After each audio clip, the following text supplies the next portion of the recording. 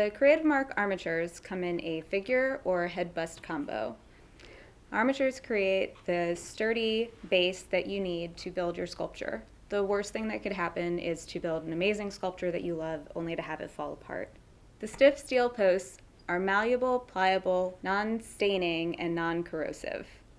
Our little man over here is made of plastina. Amy made him, and it was with this base, so you can easily move the arms to whatever shape you need them, and of course the legs. And what you can see she's done here is actually built the head up over this area right here.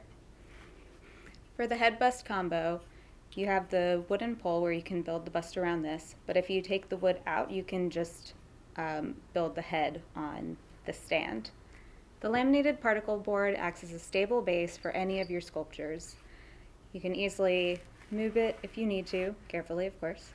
For anybody interested in getting into figures and sculpting, the Creative Mark armatures are the perfect solution.